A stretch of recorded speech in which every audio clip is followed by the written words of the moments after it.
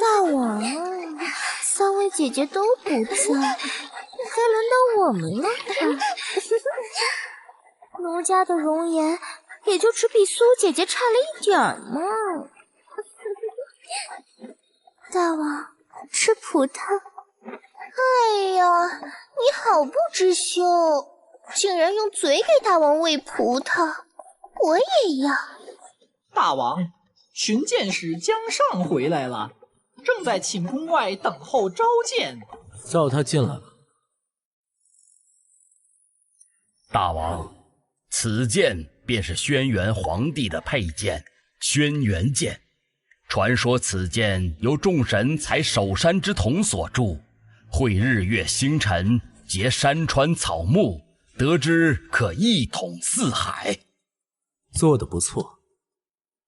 虽说四海八方皆归孤所有，但这轩辕剑，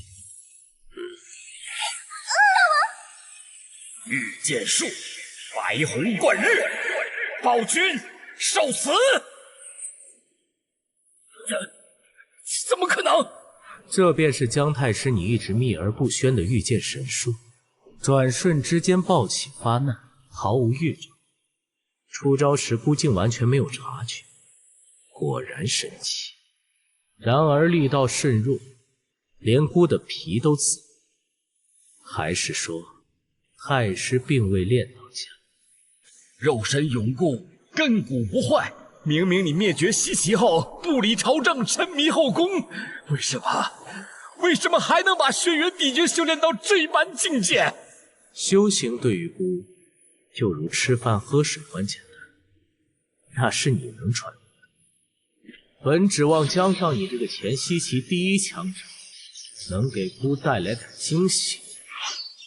如今看来，过儿。这轩辕剑虽然材质特殊，算得上锋利，却也没有丝毫超凡灵异之处。看来这世上果然没有神仙，神话终究是神话。是我江上技不如人，今生恐怕再无机会为西岐报仇了。事到如今，我还有何颜面苟活于世？今日我虽死，但你这暴君也绝不会有好下场。可惜，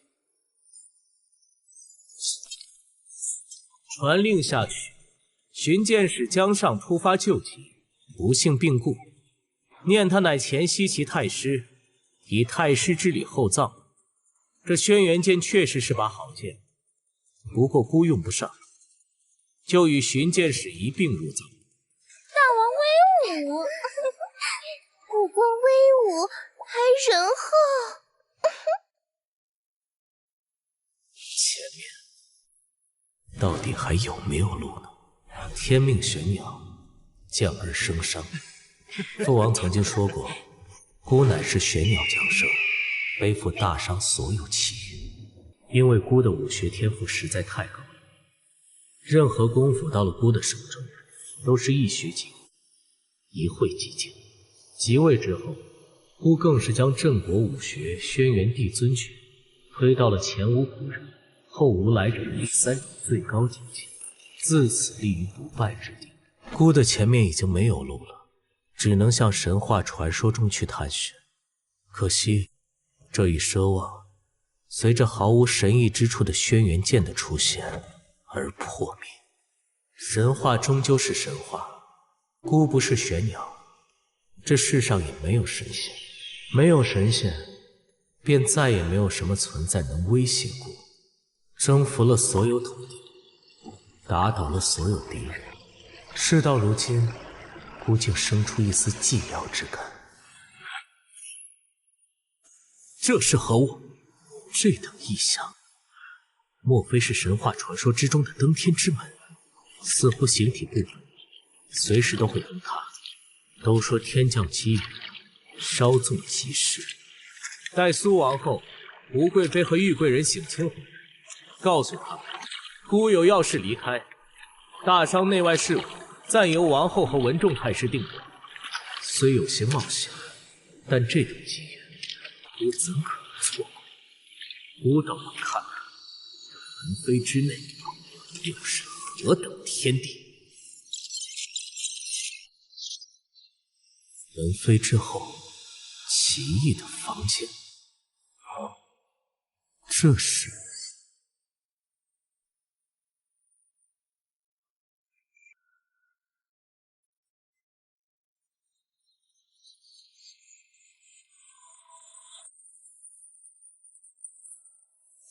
姜思先生看小僵尸如何成为一代姜王，每周2、周5更新。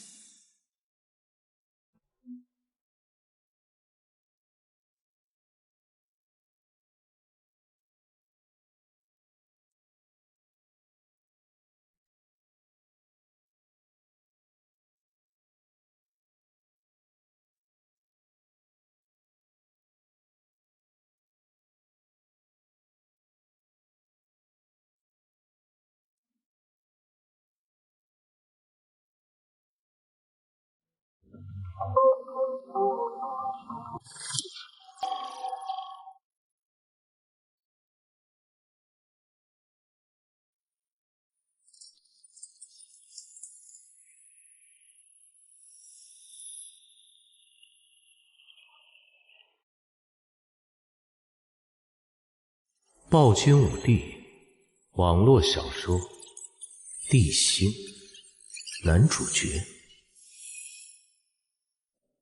大概扫完了全文，这本叫做《暴君武帝》的已完结网络小说，还真就将孤的生平描写的一字不差，连孤穿过光门，被莫名力量灌注了一些关于现代世界的常识信息，这样的内容都被记录其中。难道孤真如那热搜所说，孤不仅仅是穿越到了现代，更是打破了第4面墙，从书中来到了现实世界？孤只是小说人物吗？倒是离奇。不过既然让孤来到了这个现实世界，既来之，则安之。首先解决这边的麻烦。怎么会这样？怎么会这样的？地心，竟要亡我呀！我不甘心！我为了今天，明明进行了那么多的准备，为什么这样？我不甘心啊！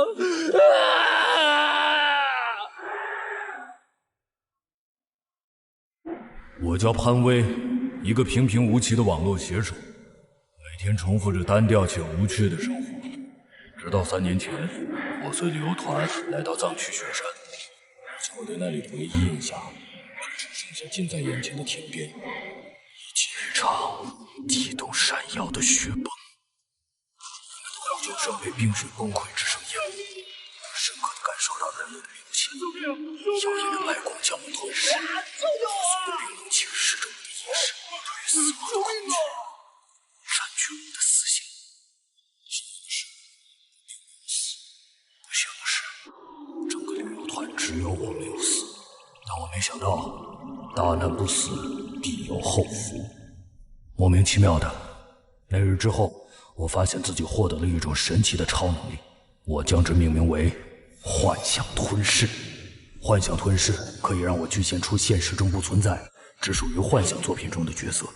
被具现出来的角色只要死亡，他的一切力量和记忆都会被我吞噬掉，化作我的力量。当然，我并没有狂妄到认为自己能干死具现出来的幻想角色。凡是被具现出来的幻想角色，乍一来到现实，不了解情况下，多半会闹出大风波，根本不需要我动手，自然会有力量解决掉它。这个力量可以是军方，也可以是其他超能力者。我知道这个世界有其他超能力者，但我发现这些都市怪谈中的超能力大多都是些喷火、放电、改变身体结构之类，上限和我的幻想吞噬完全不能比，这也让我更加相信自己是命运的宠儿。不过，虽然我的超能力潜力无穷，限制却也很大。具现幻象角色的前提条件是要让足够多的人相信这个角色出现在了现实中，而且越强的角色就需要越多人相信。这一点有点难住我了，但并没有难住我太久。很快我就想到了解决方案，并为此制定了详尽的复苏计划。我开始创作一部叫做《暴君武帝》的网络玄幻小说，其中主角地心这个角色就是我为自己量身打造的具现对象。2年时间，日更1万字，全部免费。我付出了绝大的努力，终于完本了《暴君武帝》。我在小说结尾故弄玄虚，果然成功的引起粉丝们对地心打破第4面墙来到现实的热烈讨论。哎，暴君武帝你看了吗？早看完了，就是结局感觉有点奇怪，可能还有下一步吧。地心的现代生活，我深知只有这些想要具现地心是远远不够的，所以接下来就是我计划的第2步：造势破圈。我买了大量水军，为地心打破第4面墙来到现代话题造势，书的热度又能和话题本身相辅相成，甚至一度让话题冲上了热搜榜前10。这次又没请到暴君武帝的作者。哎，那位大神从不参加聚会，也不出席活动，真够神秘的啊！如此淡泊名利、实心潜入粪土之人，哪是尔等凡夫俗子想见就能见的？很快，够了！能够将地心复苏的种子终于诞生了。接下来，只要等我准备好后，将地心具现到天街上，让它凭空出现在闹市中，引发人群轰动。剩下的事就交给军方，又或者其他可能存在的超能力者。我只需要坐收渔利就行了。原本应该是这样的，但人算不如天算，意外还是发生了。我为了这一天准备了3年。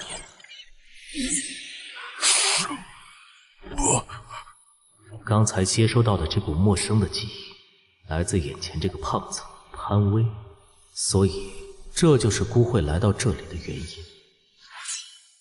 竟然敢对孤有这种痴心妄想，愚不可及。不关我的事，我什么都不知道。不关你事？我什么都不知道啊！他突然就消失了，我跟他也不熟，他欠我钱，我是来催债的。现在他人没了，我钱也打水漂了，能放我走了吗？那你就不好奇孤的身份吗？不好奇，一点都不好奇。行了，别装了。孤有潘威的记忆，你最好坦白从宽。他有潘威的记忆？他怎么会有潘威的记忆？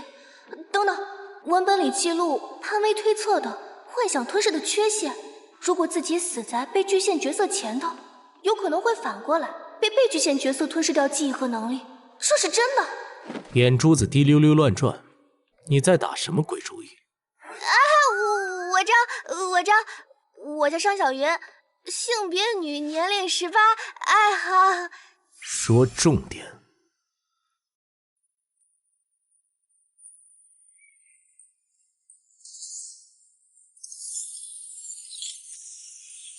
怪兽核心，每周4、周日更新。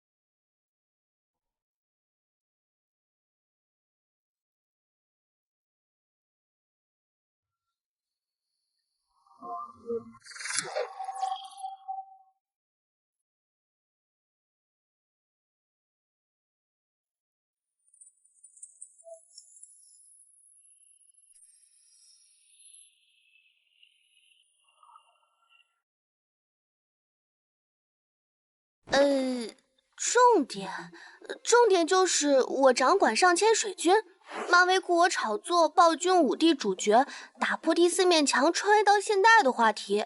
但那个死肥宅拖欠佣金，只付定金不结尾款，我黑了他电脑，知道了他的住址。我真的只是来要钱的，是他自己非要给我展示超能力，把你召唤出来，然后体力不支就嘎了。没说假话。现在给姑一个不杀你的理由。那个大佬啊，不，大王，我觉得如果不是我，大王或许真的会被那个肥宅暗算啊。那肥宅原本的计划就是等自己锻炼一段时间，身体强壮起来了，再来复苏大王你。到时候大王就会一脸懵懂的出现在闹市里，肯定会惹出大麻烦，那样搞不好真让他给得逞了。是我突然登门追着他不放，他为了说服我，向我证明他是超能力者，奇货可居，这才提前发动了能力。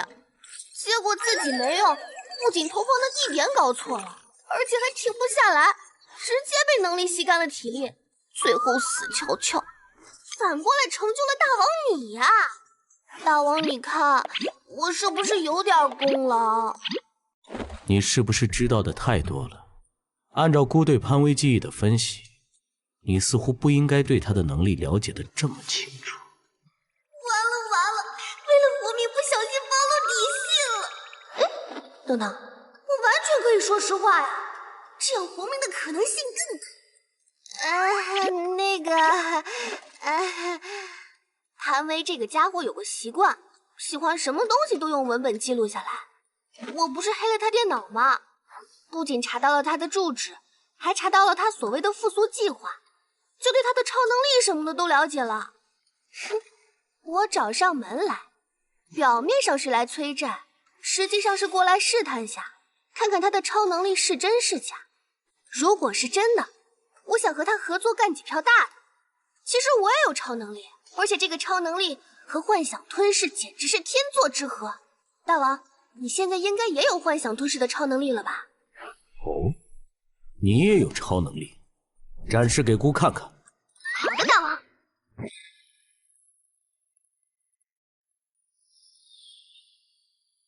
朝歌，姑的寝宫。对，就是您的寝宫。虽然可能会有些细节有偏差，但是根据潘威的描写和他找到的那些资料，这个场景的还原度8-9不离10。我的超能力是全息投影，可以凭空制造让人分不清真假，并能被摄像机记录下来的幻象，不局限于人和物。这些幻象看得见摸不着，拿来做一些真实无比的影像片再合适不过了。以后如果我们想具现新的幻想角色，就不需要像潘威那样布局3年那么麻烦了，甚至我们马上就可以开始。我已经确定了几个方向了，最近有几部作品有在跟暴君5帝炒作类似的话题，只要我们抛出橄榄枝，双方合作一下，不仅是朝歌，大王你今后就将成为万千幻想世界幻想角色的主人。很真实的幻想，而且还能覆盖现实，连姑也看不出丝毫破绽。唯一的缺点就是花架子受不得力量冲击。大王，那个合作……姑初来乍到，对超能力的本质并不熟悉，可不想重蹈潘威的覆辙。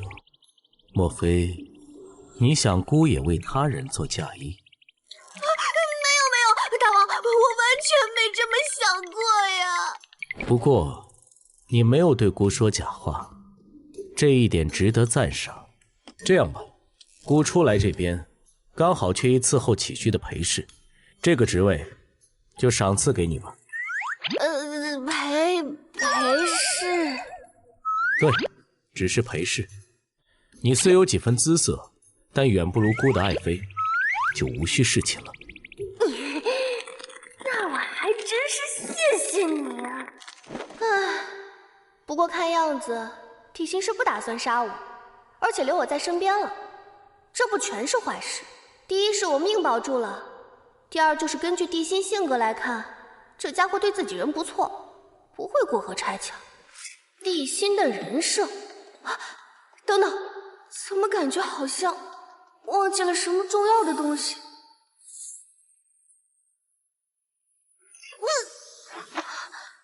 这，难道您刚才对我用了那个东西？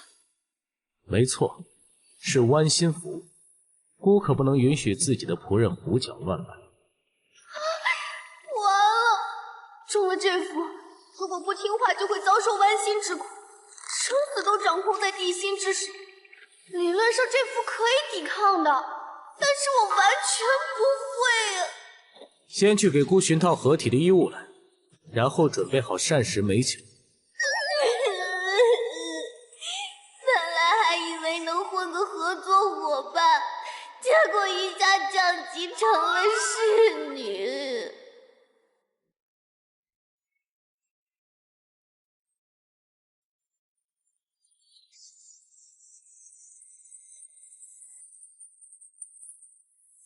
姜思先生看小僵尸如何成为一代姜王，每周2、周5更新。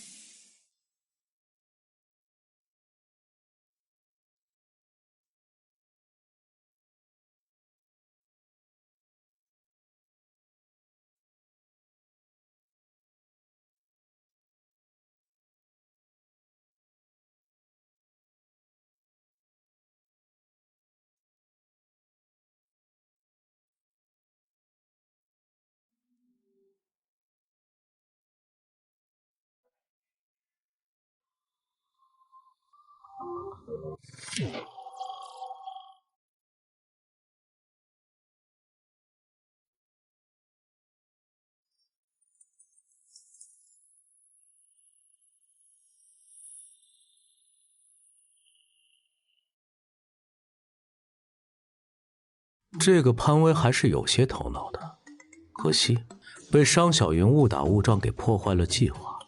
这商小云看来会是孤的福将啊！有关超能力的信息，光门灌注过来的常识里完全没有。现在查了查，似乎这方面的传闻并不少，甚至有专门的论坛。但是各方消息混杂，真假难辨。就算是那个商小云，虽然他本身已经是超能力者了，但知道的还是很有限。潘威是在经历了一场雪灾之后觉醒了超能力，你呢？这个呀，去年冬天我去泡温泉，因为太舒服了，所以泡着泡着就不小心睡着了，结果不小心就睡晕过去了。被人发现的时候，已经泡了一宿了，差点挂掉。等我再醒过来的时候，发现自己居然有了超能力。所以触发超能力觉醒的条件是什么呢？置之死地而后生吗？我也很想知道。我从小就对灵异超能一类的事情非常感兴趣。自从觉醒了超能力，我是既兴奋又高兴，于是上网搜了很多相关信息，甚至潜入暗网查找线索。可惜网上能得到的信息都是真假掺杂，无从分辨。你还接触过其他超能力者吗？除了潘威，我还没有接触过第二个超能力者。你对此地熟悉吗？我昨天刚从魔都打飞的过来找潘威的，所以人生地不熟的。不过我听说这里是出了名的乱。孤的实力在这个世界算什么层次？如果只是看官方消息的话，孤的实力足以一人敌千军万马。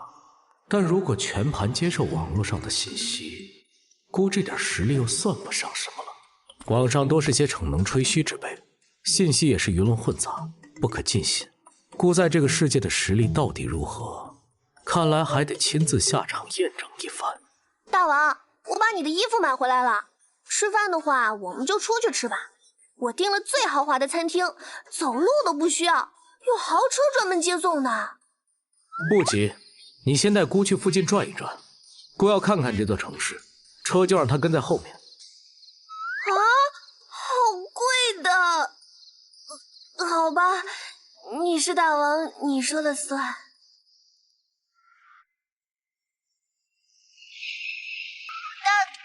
大老板，我们到了。好咸啊，差点叫错。好在公共场合他允许我叫老板，不然众目睽睽之下我大王大王的叫，太丢脸了。啊，好帅呀！这是明星吧？肯定是了，普通人哪有那么帅的？这位大王难道就不知道自己的气质有多夸张吗？之前非要让我带他步行逛街，差点把交通都给堵了，还一逛逛4个小时。我是女人都没他能逛。走吧，投钱带路。啊，来了！大明星的小助理不行啊，一副司马脸，还要人提醒才知道做事。怎么找了这么个小姑娘当助理？没胸没屁股的，你说要是我过去应聘，能不能把她淘汰了？啊！我身上有老鼠啊！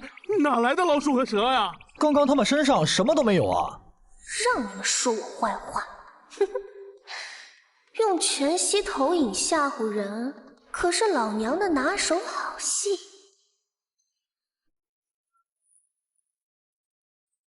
D 先生，商小姐，欢迎光临海天酒店，我是这里的经理翁美店。服务员，请问这是在拍偶像剧吗？带我们去包房就行了。网上评论都说这酒店的经理身材超好，现在一看，真人比照片还漂亮啊！唉，我要是有这么好的身材就好了。商小姐，您订的是我们这边的甲字房，两位这边请。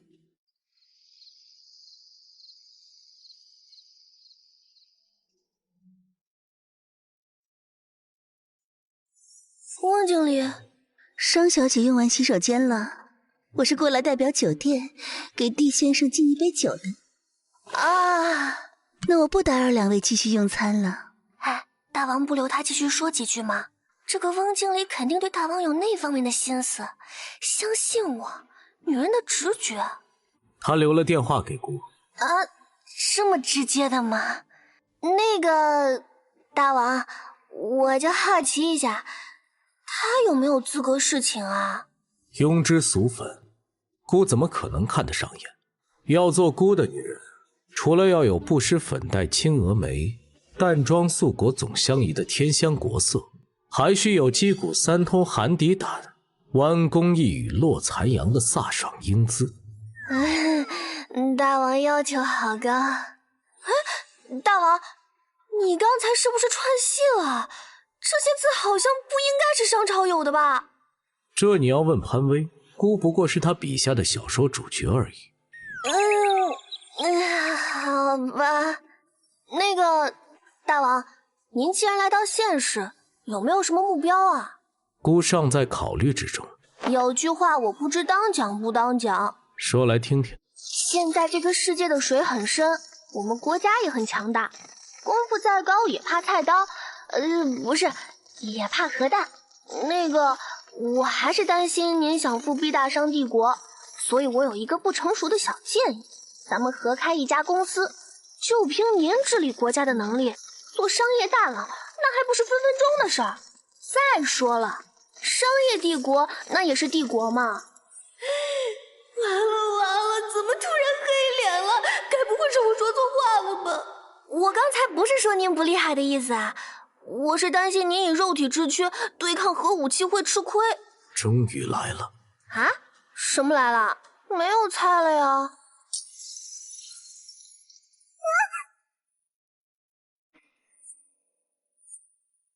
什么？这是什么怪物？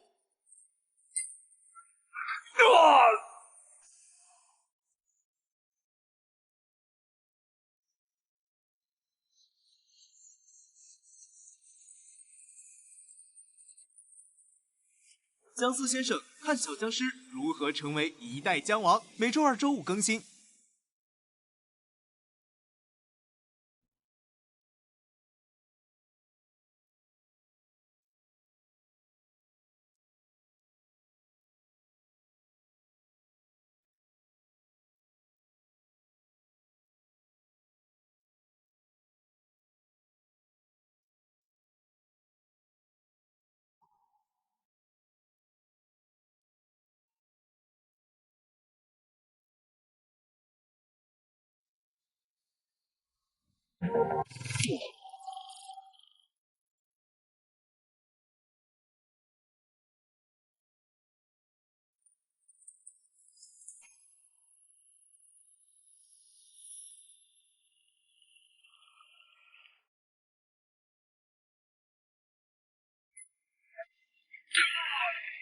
时机倒是选得很好，正是孤毅力最可能松懈的瞬间。可惜，刚刚发生了什么？有人在攻击吗？有人试图暗杀孤，但他已经失败了。走。那是许剑手已经死了，说是被子弹。大王，您刚刚是徒手接住了子弹，然后丢回去，爆了他的头。其实孤本来只打算威吓一下，不过这家伙不走运。什么？天哪，这实在是，简直，这简直是太刺激了！今天来深水市真是来对了，我从没经历过这么棒、这么刺激的一天。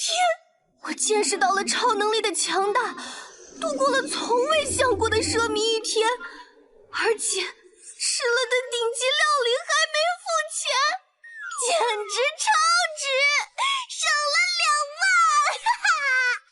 看来你并不怎么害怕血腥与死亡，不错，身为孤的侍从，这点起码的胆识是要有的。这个嘛，主要是我平时喜欢看暗网，不过亲眼见到死人，今天还是第一次。但是完全找不到任何身份标识，这人好像很专业呀。最关键是，大王为什么会被他盯上？是潘威做的。潘威在不久之前带了笔款，用来悬赏孤的。他倒是没有指望杀手能直接杀了孤，只是在孤被召唤之后，如果选择了潜伏，那么这些杀手就可以保证让孤不得安宁，把事情越闹越大。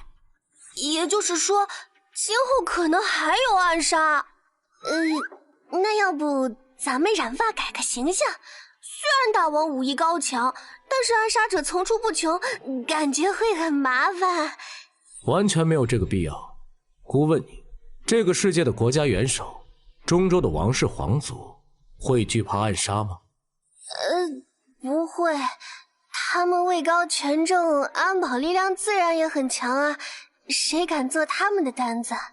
那就对了，他们不怕，孤为什么会怕？只要孤展现出足够强大的实力，自然没有什么杀手组织敢招惹。本来想留个活口，让这家伙把孤的实力传出去，可惜这家伙不走运。不过也没太大所谓，杀鸡儆猴，也许效果更好。大王说的对。大王，你之前故意让我带你到处闲逛，就是为了把杀手引出来吧？猜对了，但没有讲。夜深了，潘威家太脏太乱，找个好点的地方下榻吧。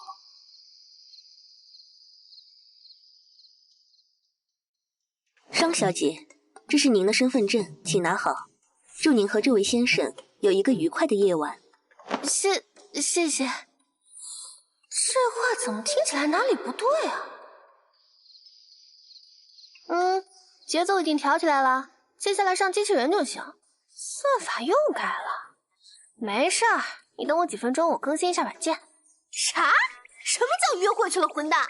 我是去深水市要账去了。唉，具体情况不好说，反正短时间内不会回去了。商小云，来一下。来了。修成啊，挂了，回头再说。大王，我按的还舒服吗？笨手笨脚的，算了，别按了。大王，要不我给你找专门的按摩女技师？不用，孤的身体，那些庸脂俗粉还没资格触碰。今天辛苦你了，整体安排孤还算满意。以后孤的衣食住行，记得都要按这个标准来。大王，不是小的不为大王安排，但是国库并不足以长久支撑今日这般的开销啊！我就这点价点儿，才有1个月就花光了。那姑就先给你点福利好了，把浴巾脱了吧。啊！把浴巾脱了？大王，会不会太快了？我还没准备好。完了，我要被地心霸王硬上弓了！你在说什么？姑要给你传功，隔着浴巾容易出差错。啊，传功啊？不然呢？你以为姑想对你做什么？就你那小身板，姑早就说过没兴趣了，别一天到晚胡思乱想。好的。人家是女孩子嘛，容易害羞的。别废话，把浴巾扔一边，原地盘腿坐好。哦，好舒服，身体暖暖的，疲劳完全一扫而空。大王这是为我灌输了真气。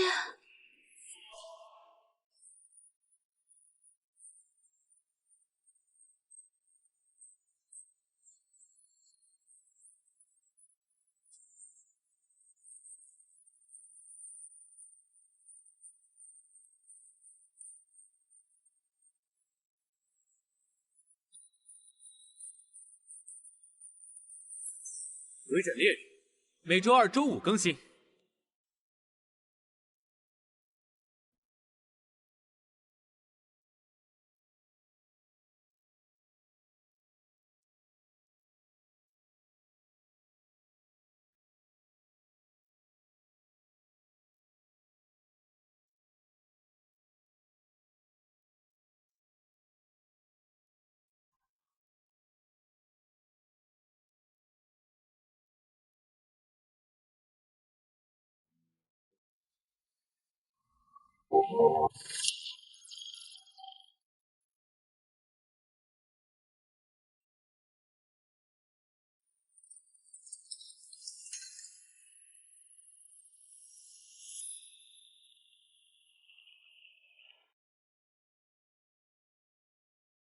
很好，真气果然对你们也有效。身为姑的侍从，手无缚鸡之力可不行。姑先为你打通经脉中的堵塞，之后再传授你一门便于修习的速成武学。你好好练。谢大王启奏。我就说跟着地心没坏处，好处终于来了。我伺候了他一整天。别乱动，好好感受真气在体内流动的感觉。我不烂的。气入太虚，灵台自清，复阴抱阳，生生不息。怎么回事？跟着姑念呢。作为初学者，口诀念出来会比默想更容易理解。喂，姑在跟你说话，你怎么了？太舒服了，普通人第一次接受真气传功，多多少少会有些不适，没关系，习惯了就好。起来，我们继续。好。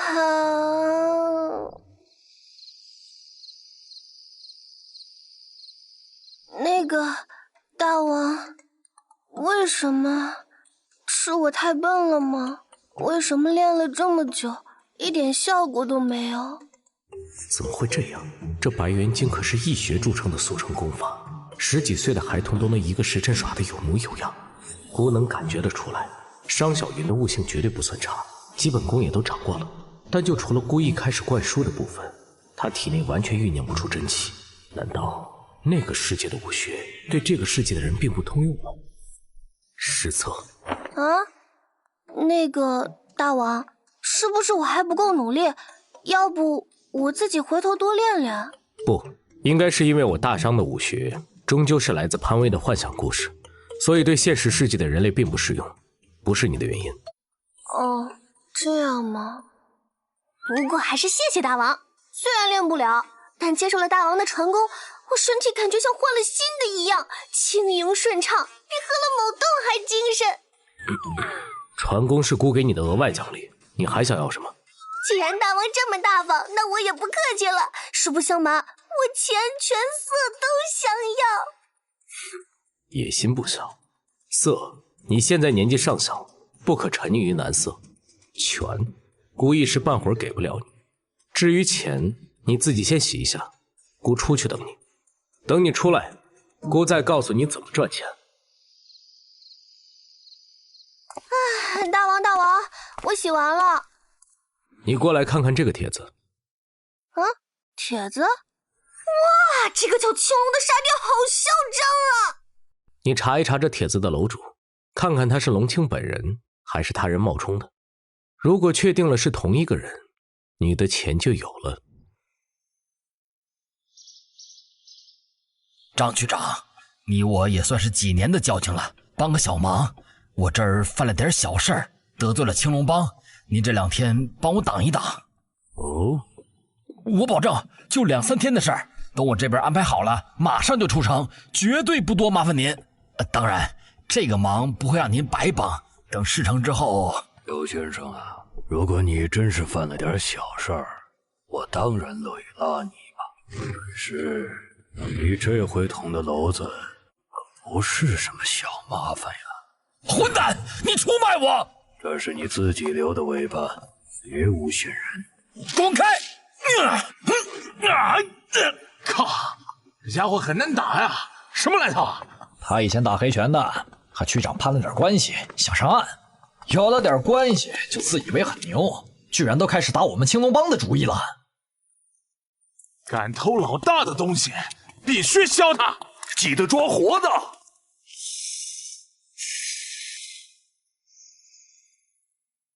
八极崩拳！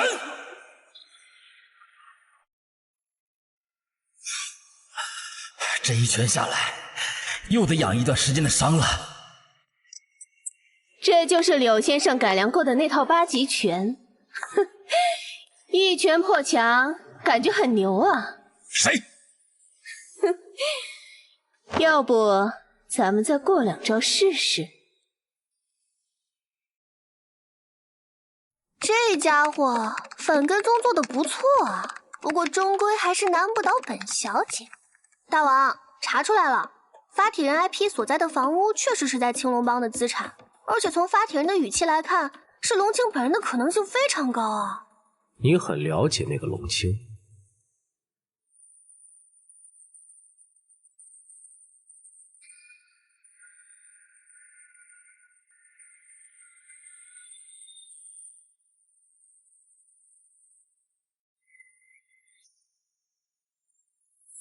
我说我太强了，手机嗨不停，每周4、周日更新。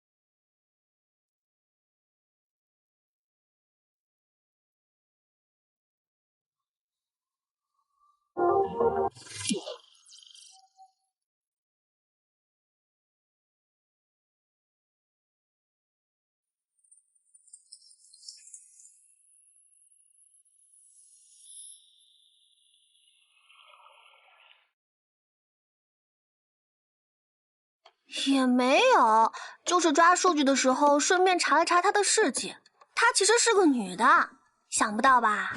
龙青是青龙帮上一代当家龙浩的独女，从小就被老爹寄予厚望，被当作继承人，甚至是当作武打明星来培养。龙父为她打造人设，拍摄黑帮电影积攒口碑，带她进行各种训练，无论是枪械使用还是近身搏击，他都十分擅长，而且最重要的是八极崩拳。这怎么会？他似乎还是个超能力者。就这点力道吗？不要！抱歉啊，张区长，抓贼动静闹大了点儿，把您的宅子给打坏了。您的桌上我放了一些小小的礼物，以示敬意，同时也是为了赔偿您的损失，请务必收下。年轻人嘛，办事有冲劲，有活力，总体还是很好的，下次注意就行了。他还没说。总之是承认偷了，但就是不肯说藏在哪儿。嘴这么硬，那我再翻翻他手机，这是暴君武帝。哼，你小子还爱看网文？看网文怎么了？看网文怎么了？看网文就证明你是个废物，欠打！哼，废物就废物吧，还看的刚好是网文里最傻缺那个暴君武帝，什么狗屁地心，还什么殷商武道，智障一样。商朝的原始人有什么武功？笑死人了！老大怎么忽然对网文的意见这么大呀？之前上网被军报武帝的粉丝喷了，这2天心情一直不好。记得小说里有说地心一招什么黑玉龙拳，一拳几吨力量，又说这一招逼近音速，哼，合着几吨力就可以破音速了。老娘这招一命10拳，不还报什么黑玉龙拳？吃老娘几拳就不行了，毕竟是爱看暴君武帝的脑残。刚刚是谁在满嘴喷粉？太臭了，太臭了！这么大张旗鼓来我青龙帮地盘上闹事，兄弟，你们混哪条道的？不是你们在背后说我家大王坏话吗？怎么现在想不认账？我们说谁坏话了？大王？难道说……没错，你眼前的就是大商之主，周的覆灭者，王朝的继承人，辉煌之路的引领人，天下第一的武者，众王之王，地心是也。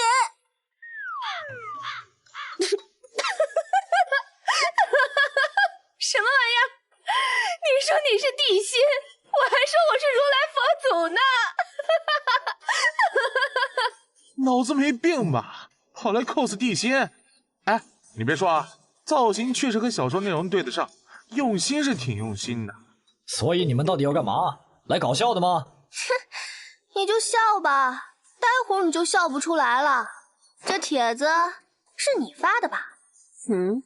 某牙那个是老娘我没错。哼，那就对了，赔钱！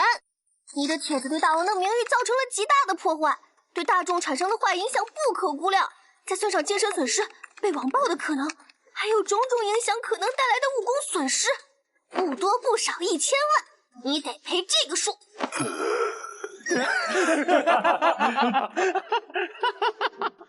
真在搞笑吧，这俩人？原来如此，我算是知道二位要做什么了。你们先退下吧，剩下的事我来处理。怎么回事？老大的态度……那个人不就是个神经病吗？对面可能脑子是有点问题，这是实力依然摆在那儿啊。总之，这不是我们能掺和的事，走吧。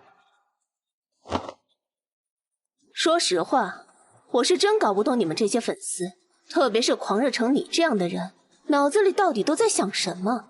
你是真打算为地心讨个公道，还是说这只是你的伪装而已？孤就是地心，地心就是孤。孤这次来也不是要为谁讨个什么公道，只是孤现在有些缺钱，又恰好看到你在网上说孤的坏话。哼，说到底你还是要钱是吧？那就先打了再说。龙系护体挺像不像样啊？都这局面了，还玩角色扮演？你也是超能力者，果然是超能力者，虽不知是什么能力。你分明识得这轩辕帝尊诀，却硬要说什么超能力，可笑。孤有必要掩藏着一身的本领吗？这臭傻子，术系还真深。哼，那我必须和你吐槽一下，轩辕帝尊诀究竟有多傻，多扯淡了。还是那个最经典的例子，轩辕帝尊诀中最出名、最经典的弱智招数，只有几吨力量，只能破音速的黑玉龙拳，你怎么解释？解释什么？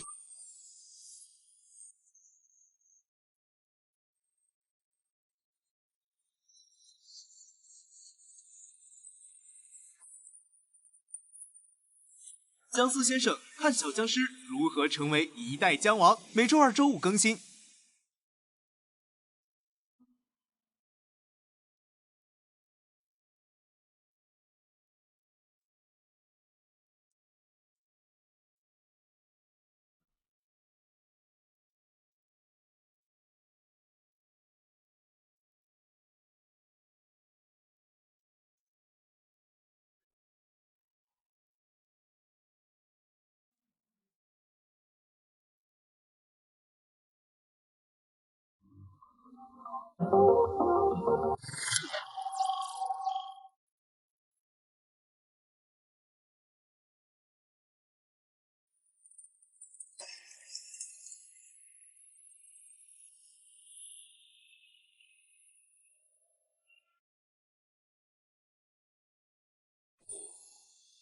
孤能只用几吨的力量破敌，自然也能急速出击。这黑玉龙拳有何问题？力道不错。这便是所谓的小龙人。疏忽了，这家伙原本以为他是某种能量操控系的能力者，近身破坏力并不强。可刚才他那一拳的力量，堪比步枪子弹呢。好身手啊，兄弟！你的出拳确实很快，不过这也不到音速啊。而且，你能用极快的速度攻击，却没有极快的反应力闪避攻击，看哪里呢？那姓姜的当你的面飞剑你都反应不过来，这更是不合理。啊！什么？糟了！你根本不懂姜尚御剑术的精妙之处，而且你也搞错了一点。孤从来都有闪躲的能力，只是这既不符合孤的习惯，也不符合孤的战术。完美无瑕的肉体，便是孤最好的防御手段。给孤下去！孤已经用真气封了你全身穴位，你就在下面老实趴着吧。我好像真的动不了了，真气封穴？不会吧？有一件事孤很疑惑，孤与你素不相识，你为何对孤有如此大的敌意？没什么好说的，道上规矩，既然老娘输了，要杀要剐，悉听尊便。这家伙还在演，混蛋！地心怎么就能有这么强悍的粉丝？暴君武帝这破书，当初抢了老娘电影的热搜榜单，老娘黑他一辈子。冒犯君王的确是死罪，但孤也并非滥杀之人，你很有实力，孤很欣赏。你什么意思？这是弯心符，孤的意思是，你可愿加入孤的麾下？他怎么连弯心符都会？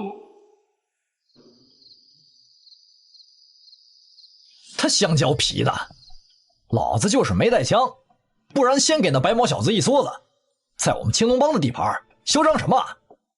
得了吧，里面打得轰隆隆的跟地震一样，那家伙绝对不是普通人。深水是水深，要是真给惹毛了，说不定咱们青龙帮都得跟着完蛋。不过话说回来，咱们老大什么时候又换车了？是那个白毛的吧？咱们帮派的资金都快被老大花干净了，也买不起这种车啊。那应该是吧。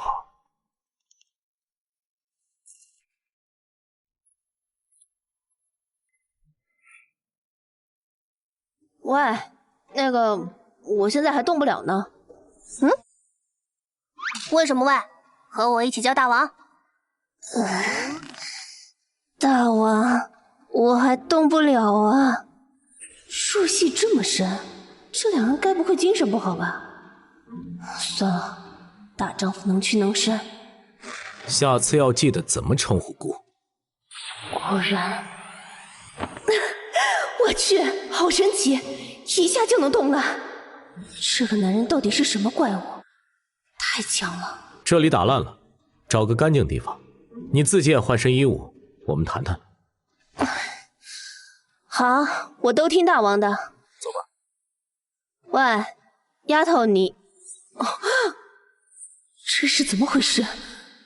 要是再往前一步，就会……不要以为你有超能力就有什么了不起的，本小姐也有，而且我比你先的，所以我就是你的上司，以后要叫我云姐，知道吗？能跟在这个男人身边的人果然都不简单。这小丫头看起来人畜无害的，没想到竟然存着这么厉害的超能力。云姐，很听话嘛。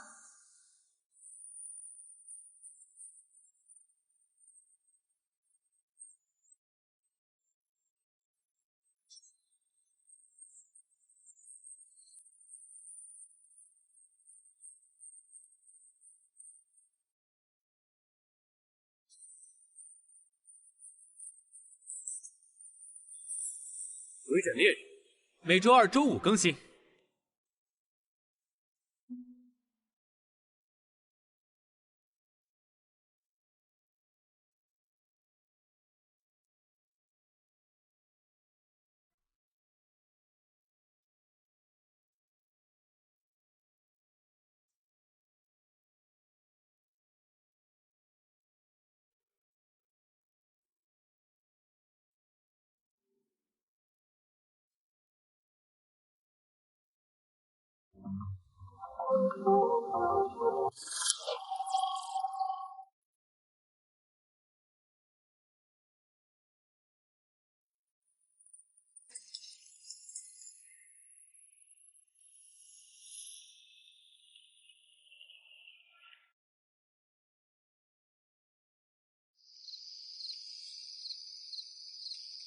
青龙帮不必解散，龙青还以青龙帮老大的身份继续活动。青龙帮的运营一切照常，故不会加以干涉。但是每个月要及时上缴月供，按当月盈利的4分利算，直接汇入商小云的账户即可。如何？我没意见啊。虽然是加入了这个男人的麾下，但是除了缴纳月供，还是有自由的。很好，剩下的细节就由商小云和你沟通。以后有什么事情你也直接找商小云，与他对接。放心吧，大王，交给我了。姑这边还有个问题，你的超能力是什么时候觉醒的？也是近几年？是的，我是几个月前才注射的觉醒药。觉醒药？你是非自然觉醒的超能力者？对，我也是听说有一种药剂能够帮助人觉醒超能力，所以就花了3000万，还找了无数关系，好不容易才从黑市里搞到的。说实话，帮里现金都被我用的差不多了。只需要3000万的中州币，就能直接弄到超能力觉醒药？3000万弄到的也是残次品，成功率不足40%，失败了甚至可能会死。40%都敢用，对自己够狠啊！唉，在道上混的不够狠，哪能混出头啊？所以你很熟悉超能力者的圈子？只能说认识几个人吧。我老爹还在的时候，就一直在想办法打通关系。现在哪怕我已经是超能力者了，可是想找他们，他们也不一定理我。不，姑反倒是有些事想要找他们。话说回来，我有点好奇，二位都是什么能力啊？这个问题姑回答过，也是最后一次回答你。此为轩辕帝尊爵的力量，不是什么超能力。我的能力保密。OK， 懂，小妹以后不会再问了。他们有事要找协会的那帮人，感觉知道了不得了的事情啊。这两人到底是什么关系？不像是朋友，也不像是男女关系，反倒像老板和秘书。而且他们俩的能力，那个无底深渊看上去无比真实，是某种幻象。自称地心的那边大概是某种能量操控吧，强横的肉身也是用这种能力强化自己导致的。但是温心福算了，别细想，这些东西应该不是我能随便打听的。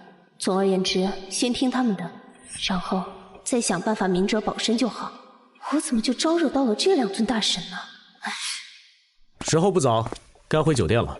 商小云，你记得找龙青要启动资金。我记得呢，大王。你把账户给我，那500万我等下转给你。不用那么麻烦，手机给我，我给你搞定。行吧。OK， 2分钟搞定。哦，怪不得你和大王能找到我这里，你这女人还真不简单呢。哼哼，那当然，余额不足。哎呀，龙青，你银行卡里就只剩100多万了。但是没有关系，我们很人性化的，支持分期。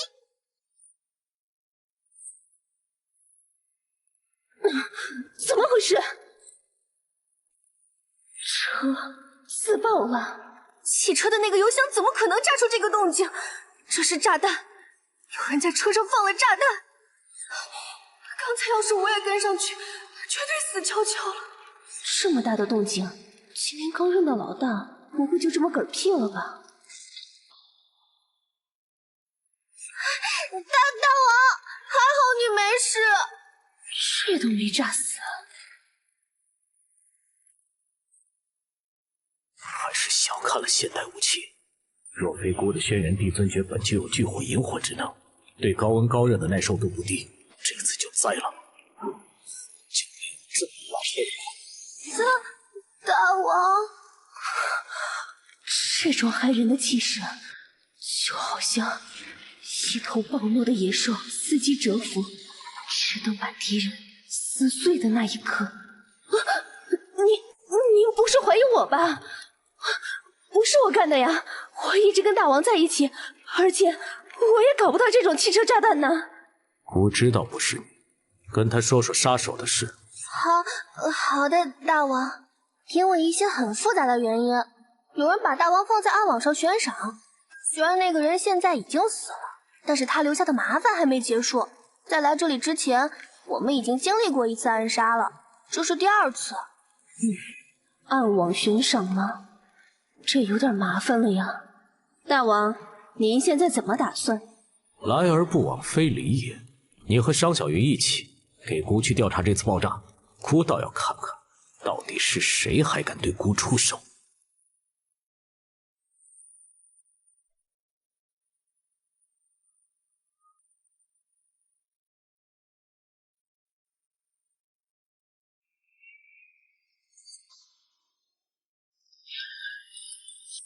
正为怪兽城主2兽神崛起，每周3、周6。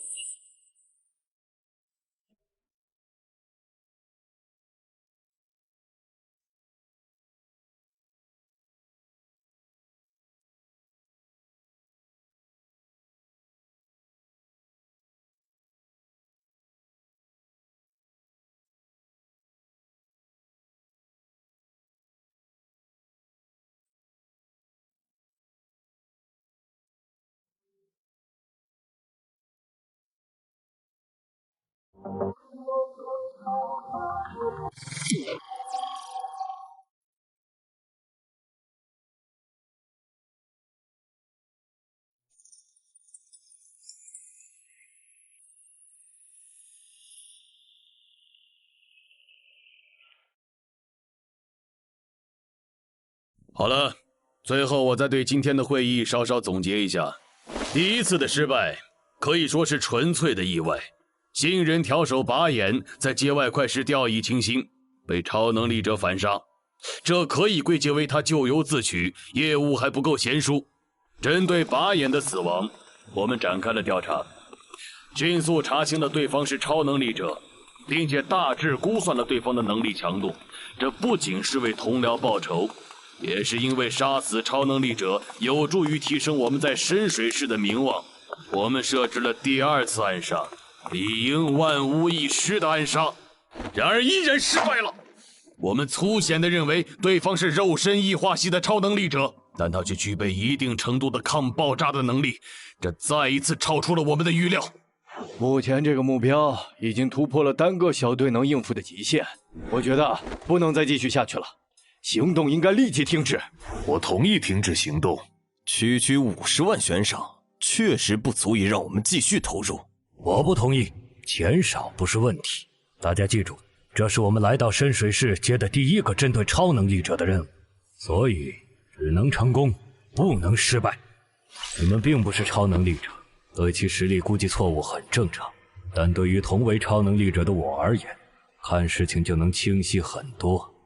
不必畏惧，不必妄自菲薄，我们是杀手，潜藏于暗影之中，做好准备，一击必敌，这才是我们的行事准则。我建议你们使用毒气弹来击杀目标，考虑到经过前2次的刺杀，目标可能会提高警惕，所以在其下榻的酒店房间内引爆毒气弹，这是最稳妥的做法。以防万一，我也将督战此次行动。如果他还能逃过这一次暗杀，我将亲手了结他的生命。戴总这是打算亲自出手了？应该祈祷别让戴总出手，他出手了，岂不是证明我们毫无用处？警报！又有人潜入进来了。这个深水市还真是名不虚传，3天2头就有人潜伏进来触发警报装置。把监控画面调过来，我倒要看看这次又是哪个势力的小老鼠潜进来了，正好帮我们测试一下新建的防御工事。报告，潜入者有3人，已经到了。等等，这个人好像是我们的任务目标。不对，他们不是潜入，他们是正大光明的从大门攻入的。大王，基本可以肯定了，对你们动手的就是黑沙会。这个杀手组织在暗网里排得上号，名气一般，非常喜欢使用重型火力。听说曾经动用过武装直升机攻击暗杀目标。深水市这边的只是个分部，而且刚来没多久。大王，我也完全确认了，那个老猫就在这栋建筑里面。不过，黑心外贸集团深水分公司，这里看起来不太像黑沙会的基地啊。哼，当然不像了。如果外人一眼就看出来他们是个杀手组织，这还怎么混？外贸什么的也方便他们走私枪械。愣着干嘛？上啊！啊？什么意思？我上？你是指望我一个小女孩去打头阵，还是指望大王屈尊去打头阵啊？哼，好吧，只要我想办法进去杀几个领头的，威慑一下就好了吧？不急，先跟他们打实招，唯有他们算尽万策，准备周全，再将其击溃，方能震慑四海，莫之敢抗。快封锁大厅，地下基地只有这一个入口，别让他们进来。看见目标了，开火！第1组、第2组射击，第3组、第4组预备，进行火力压。什么？糟了！快撤！不能撤！我们的后背就是……哇，这么多人，这么多枪，一下子就被你搞定了。龙青，你还挺有脑子的嘛。老娘要是没点能力，怎么统领青龙帮？大王能放心让我当先锋？龙青倒不是有勇无谋之辈，让姑来闯这一关，也是类似的处理。不过1楼也是他们对外办公的地方，防御确实弱一些。我们真正需要去的地方在地下。真硬啊！这不是用普通的钢筋水泥做的，直接拆了进地下怕是不可能了。看来要进入地下的话，恐怕还是得走这条路。傻子才坐他的电梯。这我怎么下呀？抓紧了。等等，直接跳的吗？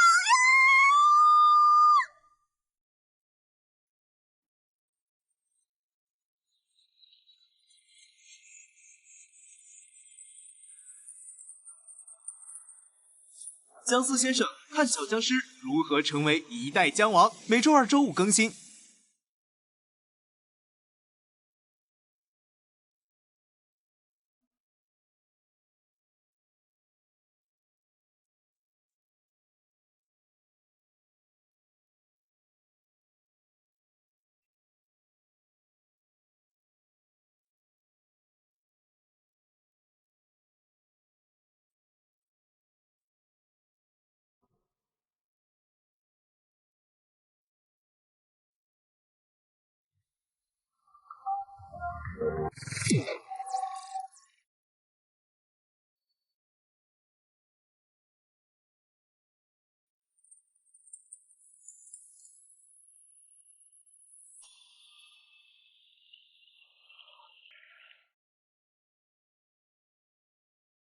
我们肉眼所见的东西，在猫的眼里都会被放慢至1/6，就有点类似于子弹时间。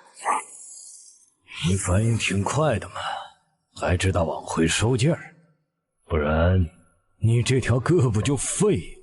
你是第一个敢用拳头撞我刀的，滋味如何？你的确让姑感到有些棘手了。这个戴玉成的超能力不仅反应快，还可能会提前预判姑的动作，再加上那把刀，竟然连姑的真气和肉身都无法抵抗，二者相辅相成，彼此彼此，很好，很好。你已经点燃姑久违的斗志了，不过很遗憾，试探结束，你没有攻击的机会了。什么？这又是什么把戏？你不是很快吗？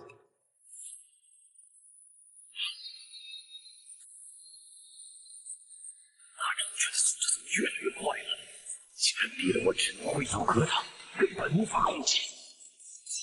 这才是真正的黑玉龙拳。看来之前是大王手下留情了。机会，这家伙能量耗干了。嘿嘿，看老子把你砍成2半！不是说我没机会攻击了吗？你说的没错。哪里来的烧烤味儿？大王！啊，这怎么可能？抓到你！你竟然徒手抓住了我的刀！可恶，完全拔不出来。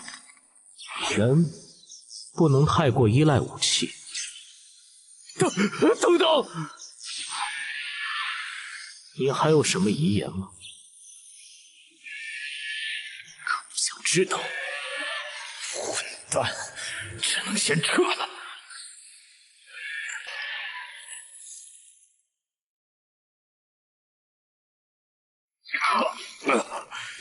只是被擦了一下，胳膊就快废了。幸好我及时放弃了武器。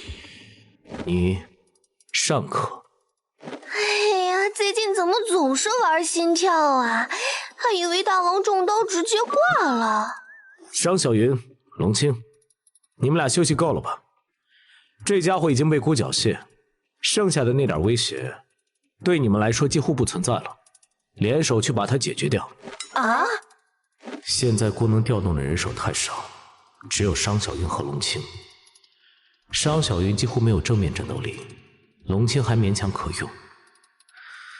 唉，姑有点想念姑的苏王后了，还有他的傀儡术。我刚才跟你说的，你记住了啊！待会儿别给大王丢脸。不过我第一次出手，还有点紧张呢。哼，得了吧！你给我下马威的时候怎么不紧张呢2个小丫头片子，还有一个半残的，也想解决我，是不是太小看我了？不试试怎么知道？万一有惊喜呢？哼，别废话，上啊！专注眼前，我的敌人！不说了，没用。大王不会无的放矢。仔细一想，戴雨成的能力特性被本小姐完克。待会儿龙星，你只要专注于眼前，盯着戴雨成打就行。因为你的敌人只有眼前那一个，超能力全息投影。说我半死不活，你自己不也受伤了吗？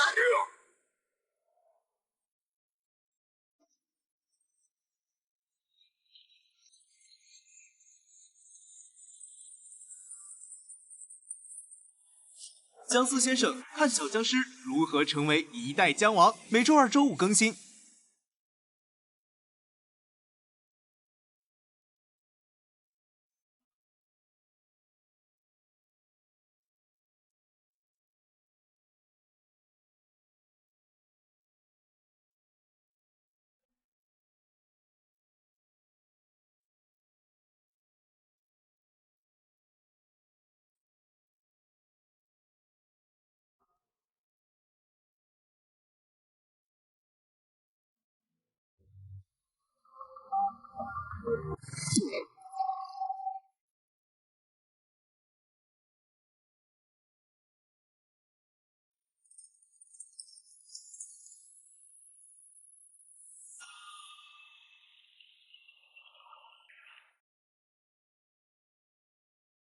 电梯都不放过，龙青你是懂就地取材的。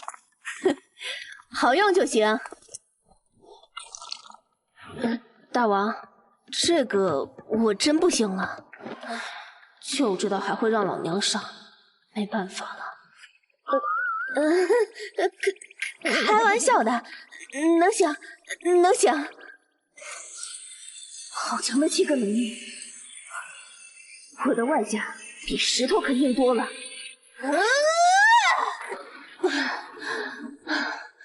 他香蕉西瓜皮的，真狼狈。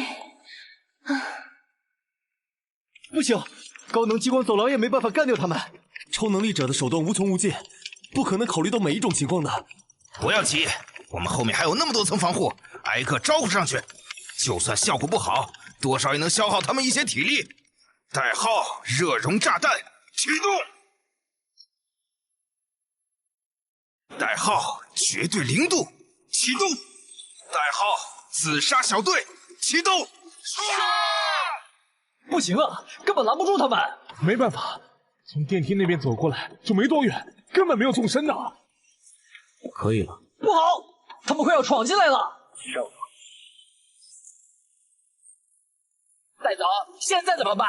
他们真的冲进来了！光一个龙青就那么强了。是啊，戴总，快想想办法。安静，梅林大事要气定神闲。内总小心！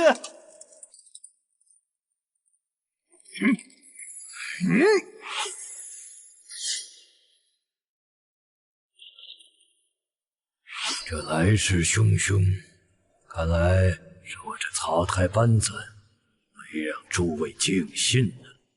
你就是黑沙会分部的首领。那把刀看起来不简单呢，比前面走廊的激光还厉害。你们小心，那应该就是戴月城的看家武器——高周波刀，能切开任何物体，比削铁如泥还削铁如泥。没错，我就是黑沙会分部的首领戴玉成，人称老猫。没想到你竟然能找到这里来，那就没错了。姑找的就是你，你还能打吗？没力气了。那你歇着吧，接下来交给姑。你们的遗言交代完了吗？遗言没说完，可以再给你们一点时间。多少年了，还没听过让姑交代遗言。戴总救我！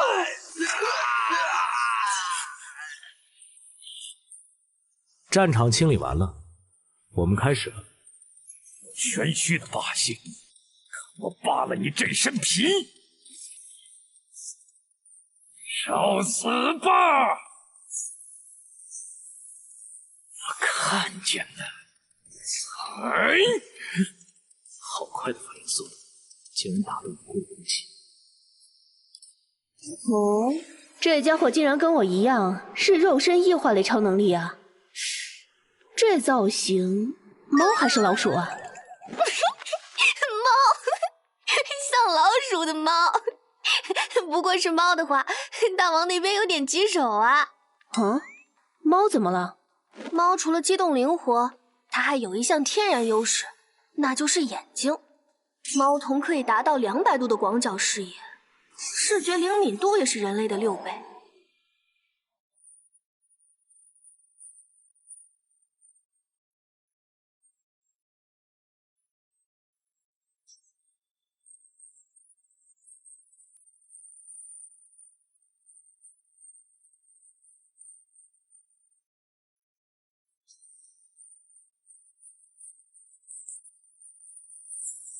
鬼斩猎人，每周2、周5更新。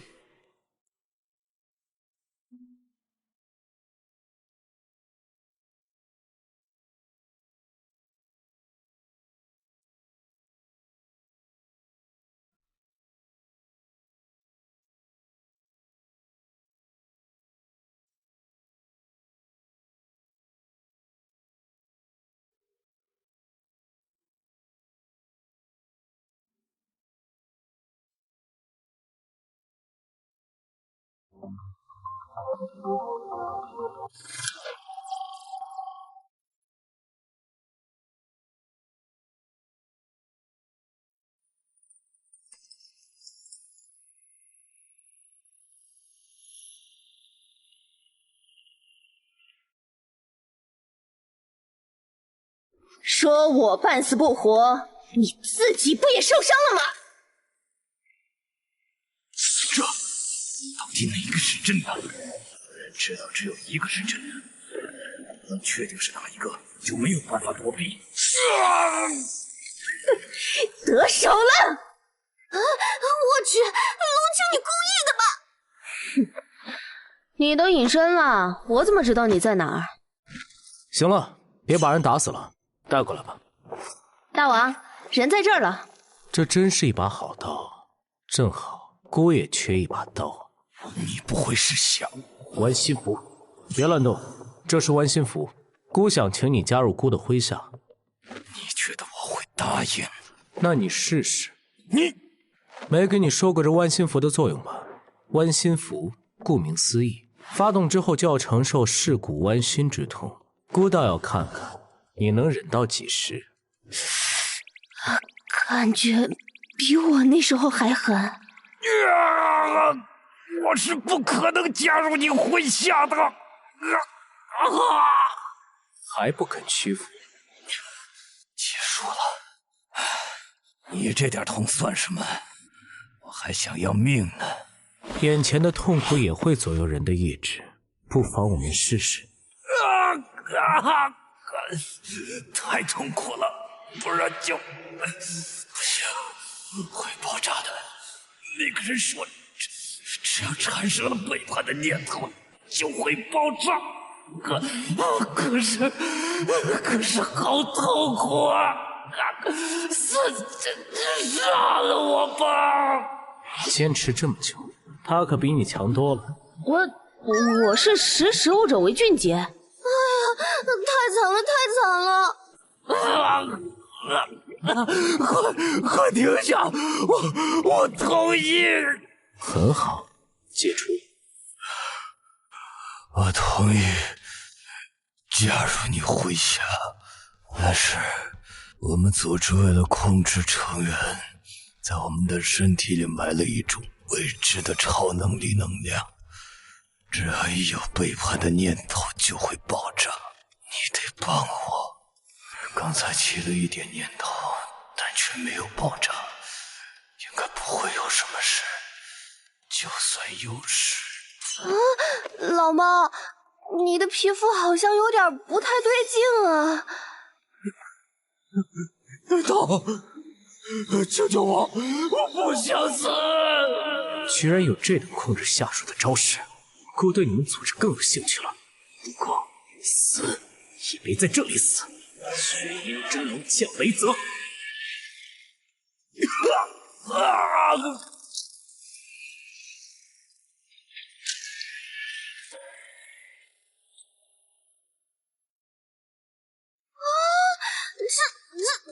大王也太厉害了吧！这家伙的实力居然可以直接打穿全部的楼层，不管他到底是不是真正的地心，目前他展现出来的实力之恐怖，已经到了令人佩服的地步。坐标：南方22度，东方113度，爆发一场热战。危间指数接近1下位，是近半年来数值最高的一次。那确实挺高的。没想到这群臭虫还能闹出这么大的动静。不过那位大人定的指标是至少1下位，这个还差一些，不用上报。是，你说的那位大人到底在想什么？深水市再这样乱下去，以后恐怕没有人愿意过来投资旅游了。嗨，大人物的事儿，我们哪管得了这么多？继续监控。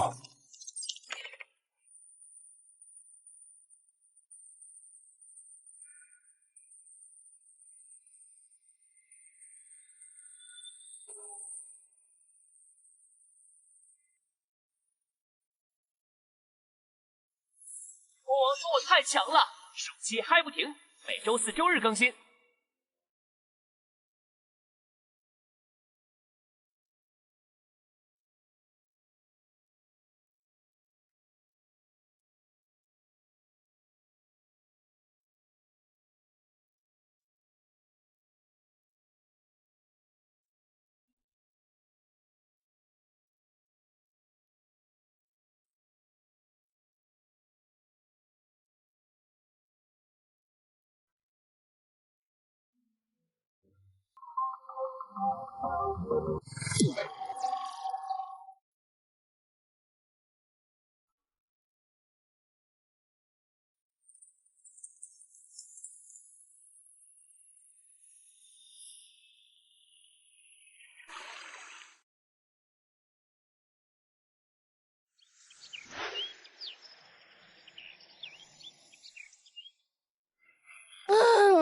忙了一晚上，累死了。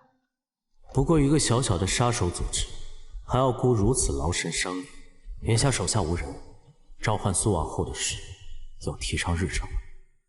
孤打算将苏王后召唤到现世。苏王后是苏妲己。大王，您终于要使用幻想吞噬的能力了吗？一惊一乍的，成何体统？对不起。现在我们的人手太少，而且对于超能力者还没有完全了解，总是处于被动。苏皇后是孤最好的选择，在大伤之时，她就是孤的一大助力。此事事关重大，你一定要处理好，别让孤失望。是，保证完成任务。很好，看你斗志昂扬的样子，孤心颇为欣慰。你就别睡觉了，现在就去给孤办头了。大王，本家那套学不得呀！小女子我平平无奇的一个超能力者，连周转是真顶不住啊，大王。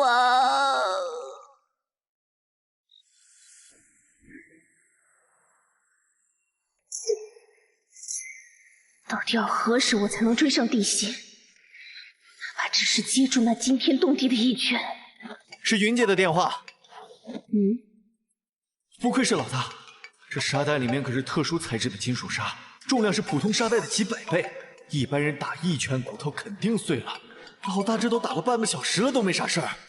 喂，云姐，什么事？啊？直播给大王道歉？为什么？这个一时半会儿也讲不清楚。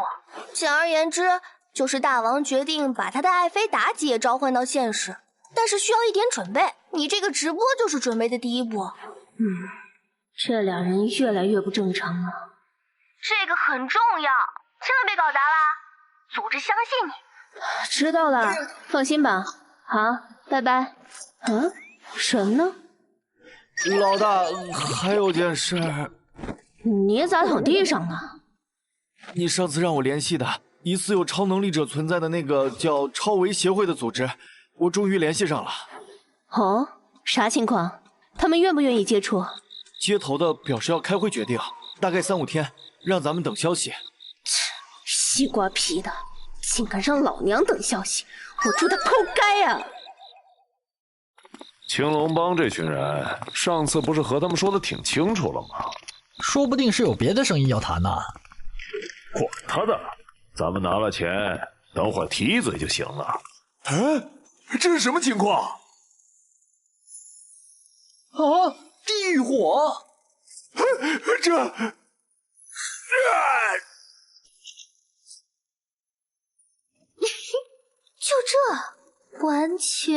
完全不够杀呀！之云，你正常一点。总部，人杀光了。很好，干得不错。找到矿友回来吧。明白。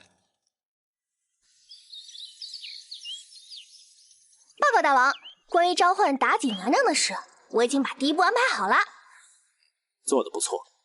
只要龙青开启直播，我手下的小弟们就立刻开始炒作地心降世的话题。只要更多的人相信大王你的存在，那他们也会顺理成章相信妲己娘娘也能出现。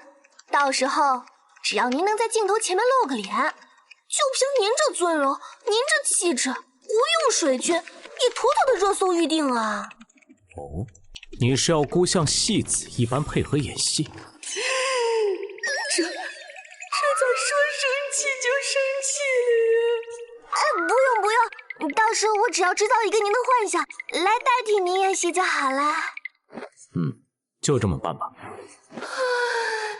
伴君如伴虎，今天算是领教了。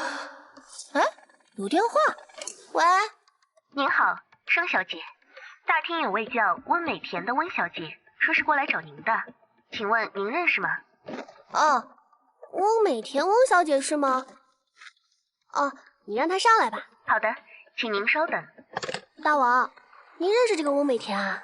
他是那家米其林餐厅的经理，亲自来上过菜。米其林餐厅是他，大王，我们欠他2万块呀，你怎么放他进来？万一他是来要钱的怎么办？翁美田那种身份的人，为了2万块还不至于追上门来，他肯定有别的目的。您根本不懂资本家的本质，别说2万块，怎么来的这么快？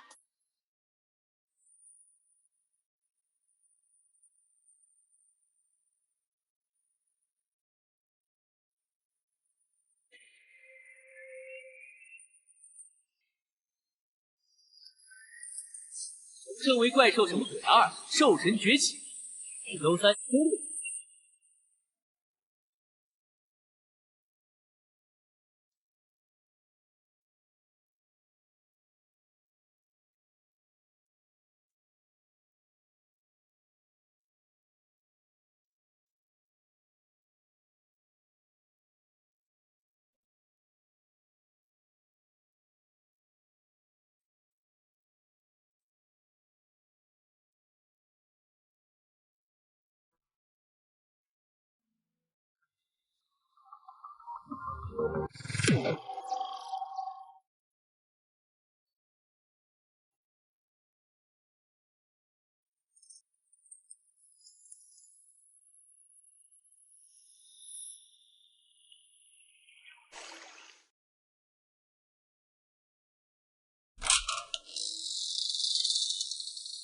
你好，我是海天酒店的经理。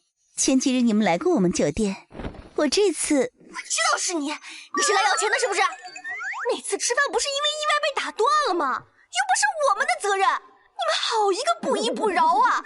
我们什么身份会刻意来吃你们区区2万块钱的霸王餐？而且你们是怎么找过来的？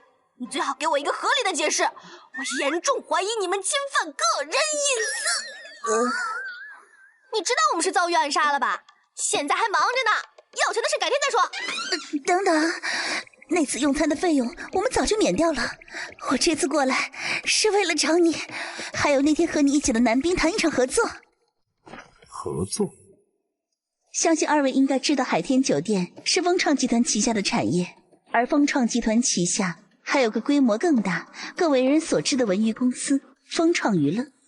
而今天我收到总公司的指示，邀请您参与风创娱乐即将开展的跨时代企划“耀星5人组”。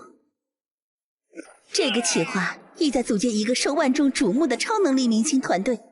而这位先生，您的实力与外在条件都完美符合高层的审美，不知您意下如何？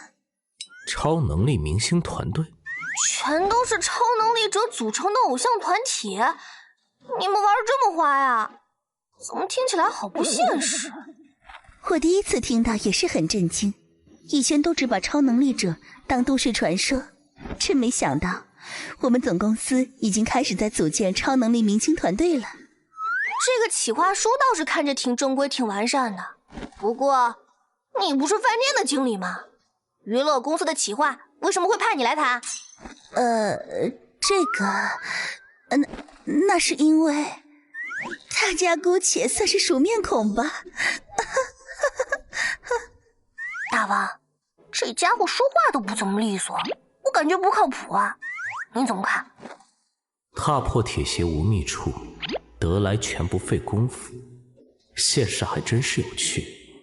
其实也不用现在就直接敲定主意，我可以带2位去总公司参观，详细考察一个项目近况，你们再做决定，如何？去看看也无妨。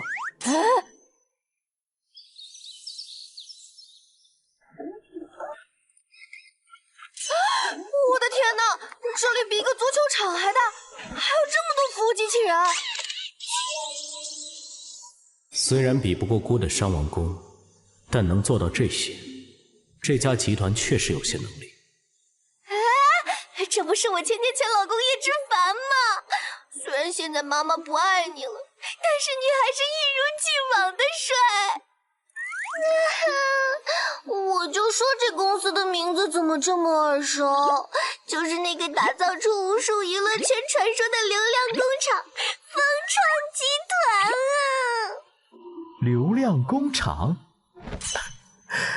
很久没有听到过这个名字了。你应该叫我们造梦工厂。可爱的女士，您就是地心先生吧？我是于总的助理，于总让我过来迎接二位，顺便带二位过去，请跟我来。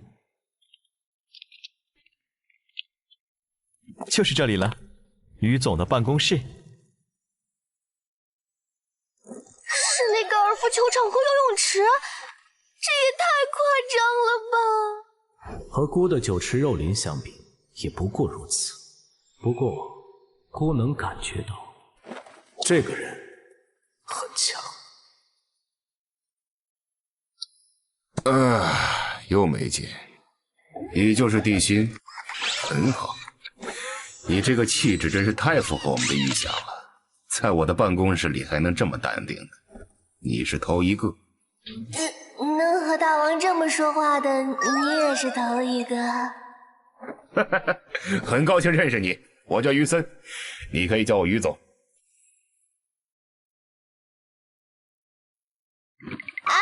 于总是吧？我叫商小云，是大王的经纪人。你有什么事可以跟我说。没事儿，没事儿，我理解。毕竟地先生是在穆斯奇这种小国家长大，不了解我们中州也是情有可原的。是啊，是啊。这人竟然敢这么说大王！前几天给大王弄的假身份，但还没来得及和他说。算了，随机应变吧。看来是商小云提前给姑做了假的身份。我想小翁应该跟你们说了吧。我们呢正在计划打造一个超能力的偶像团体，目前计划正在实施阶段。翁小姐和我们说过一些，还给我们看了企划书。既然你们来了，那就说明对我们的计划很感兴趣。那不如我们坐过去，慢慢谈。玉总，既然是谈工作，那我们就直接开门见山的谈吧。我家大王不喜欢拐弯抹角。商小姐，恕我直言，这么重要的事儿，我还是直接和你们家大王谈比较好。哎呀，玉总，我家大王不爱说话，这点小事不用麻烦我家大王亲自来，不然我对不起他给我的高薪。商小姐，真能全权代表地心先生？当然了，反正大王肯定不会同意。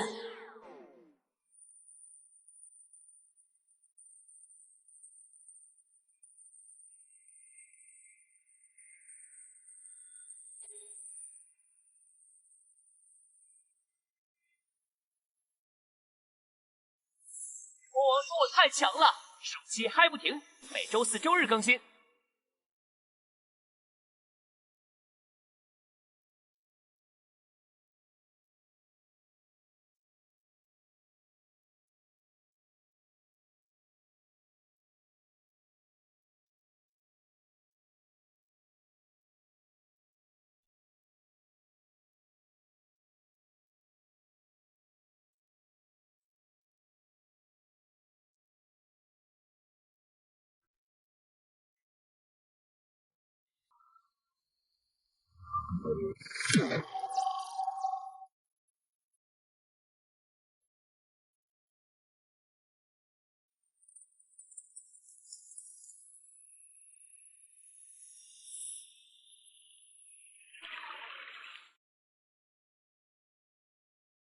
那好吧，既然商小姐这么说，就说明地心先生很认可商小姐的实力。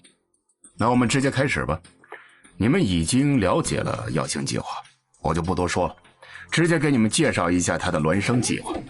集团受暴君武帝和地心现实话题热度的启发，定制了以地心先生为核心的晨星计划，并打算让2个计划的团体同时出道。这晨星计划呢，又称穿越者计划，是让成员扮演书中一些深入人心的角色，并称是书中角色来到了现实。简单来说吧，就是想邀请您来扮演地心。要不要这么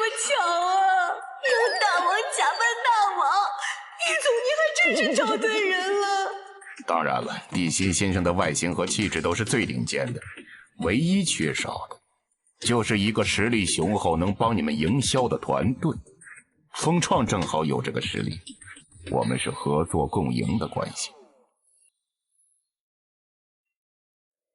地心先生，有任何不满您都可以提出来的。孤并无不满，你们可以继续。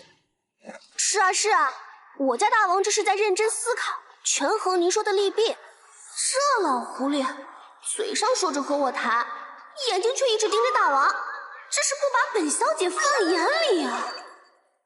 哦，原来如此，这个就是晨星计划的策划案，还有给地心先生的合同，有什么不合适的地方您都可以提出来，不论合同里提没提到过，我们都会酌情考虑。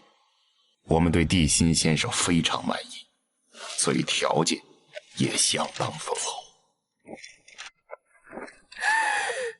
配车配房还给1000元金，这条件，大公司就是不一样，计划做得这么详细。贵公司制定的计划和开出的条件都非常不错，但是我有一个问题想问一下于总，你们这个计划还缺人吗？尚小姐，我们这个计划目前还没有招普通人的打算。哦，这段掐掉。不是我，本小姐可是货真价实的超能力者。你很感兴趣吗？没有。唉，可惜以大王的性格，绝不可能屈尊当戏子。男团出道的事只能泡汤了。你既然是这家公司的话事人，也是见过大场面的，如此小打小闹的条件也拿得出手，这让姑怀疑你们的诚意啊！地先生果然见识不凡，这点小恩小惠确实是难入鬼眼。见笑了，不过我还做了一手准备。像你这样的人，除了钱和权力之外，最渴望的就是力量了。如果我说我能给你力量，你还会拒绝吗？说来听听。我想先了解一下地先生的情况。你的超能力是什么系？什么时候觉醒的？是自然觉醒还是人工觉醒？姑不了解你们的评定标准，在让姑回答之前，不是应该你们先介绍一下吗？原来如此，看起来地先生对超能力体系并不是很了解。也是，虽然普通人多少感受到了大爆发的存在，但对超能力依然没有系统的了解。虽然超能力有关的事项都是风创的机密，但如果是为了得到地先生的信任，透露一些基础信息也是没问题的。众所周知，超能力者可以粗略分为自然觉醒者和人工觉醒者两种，而除了觉醒方式之外，每个能力者还可以根据能力种类进行划分。最常见的两种就是肉身异变系，还有能量掌控系。肉身异变系顾名思义，专注于人身体上的变化，包括且不限于反应的加快、力量的提升、感官的强化等等。有的似乎还会使肉体发生变态，使自己具有其他物体的能力。能量掌控系也是如字面意思那样，对于光、电、水等我们常见的能量进行操控。如果说肉身异变系专注于改造自己，能量掌控系就是在操纵自然。只有这两个系吗？有没有其他的？荣清大概还可以归到肉身变异系，但我和大王的能力明显哪个都不沾边啊。其他的？哦，对了，还有一部分超能力者，能力既不能划分进能量掌控系，也不算肉身异变系，于是统称为神秘系。这些神秘系全都是自然觉醒者，数量稀少，所见过的记载也都是什么用手心煎熟鸡蛋，连续5天不睡觉也很精神之类不知所谓的能力，不值一提。确实听起来都很热闹。啊，这么看起来，我和大王的能力相当稀有，至少是他们没见过的。顺带一提，虽然都是超能力者，但每个人的超能力水平还是有很大的差异的。为了方便管理和统计，却得把超能力者们按照实力高低划分了等级。以我们从酒店录像里看到的情报来初步估算，D 先生的能力应该是 A 减级水平，是难得一见的强者。这也是我们迫切想要和 D 先生合作的原因。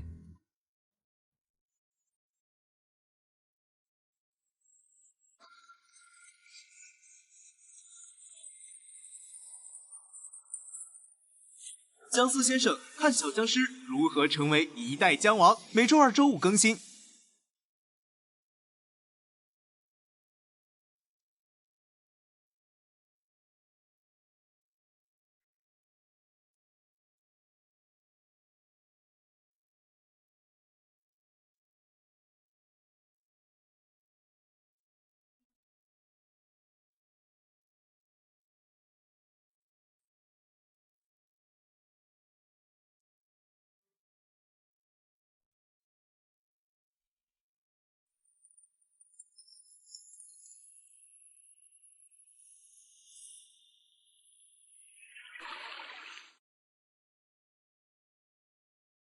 这个 A 减级是什么水平？举个例子，前段时间在网络上爆火的那个青龙帮龙青，他大概就是 B 加级的水平。在超能力者中，他的实力至少胜过了60%的人。然而从 A 级开始，力量就会产生质的变化，就如同 D 先生之前徒手接狙击枪子弹一样，能有资格评上 A 级的超能力者，根本不会被低于 A 级的超能力者打败。在这之上呢 ？A 级以上就是 S 级的超能力者，能轻轻松松以一敌万而毫发无损，在超能力者群体中仅占了1/1000，是连政府都要密切监控的对象，普通人是不太可能接触到的。还有呢？还有，就算以一敌万，终究还是以血肉之躯的人类来衡量其战斗力，实在过于弱小。且不提自然界的天灾所释放的能力，就连人类自身也创造出了各类热兵器，其力量远远超过你所定义的 S 级。单纯的以一敌万，只需一枚导弹就能做到。但若超能力者的顶点只能成为区区一枚导弹，那如风创这样的公司根本不会投资超能力者。D 先生的眼光还真是高啊！区区一枚导弹，口气真大，配得上这口气吗？大王！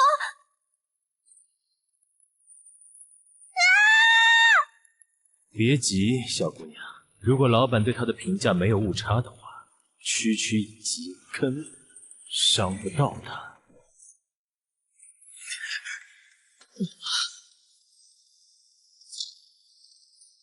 好快！这个人不仅能变出火，连身手都比龙青强。木兰秋可以了，停手。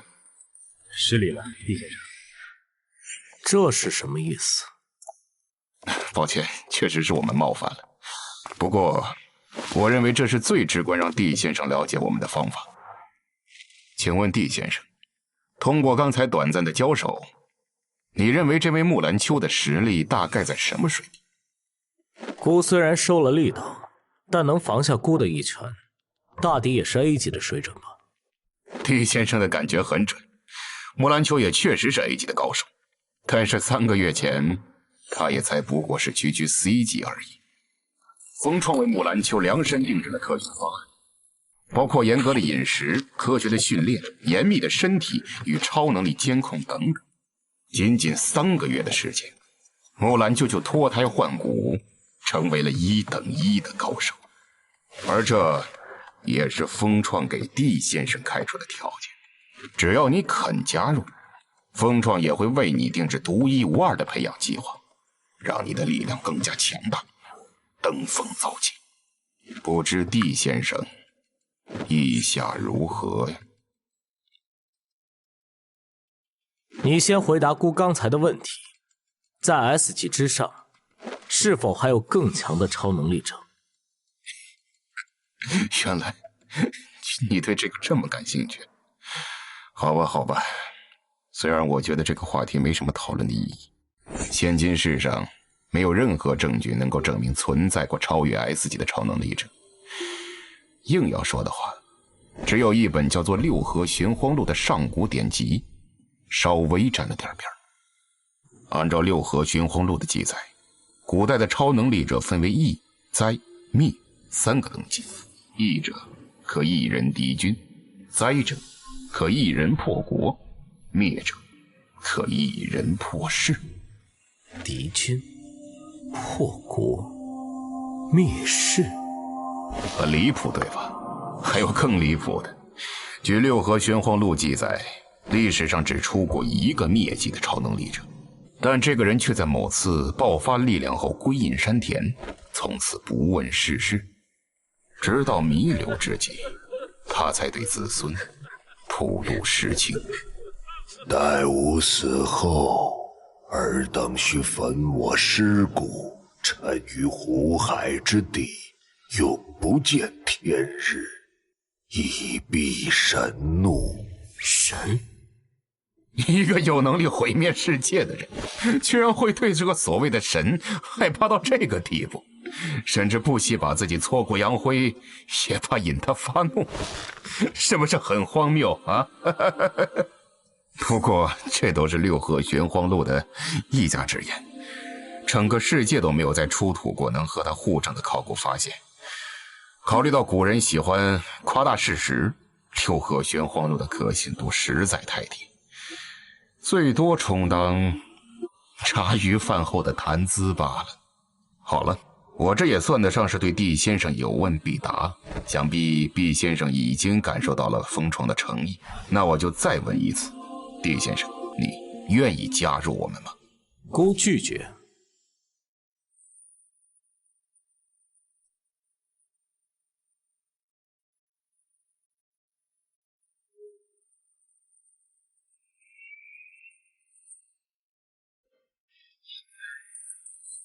身为怪兽什么鬼2兽神崛起，周3、周6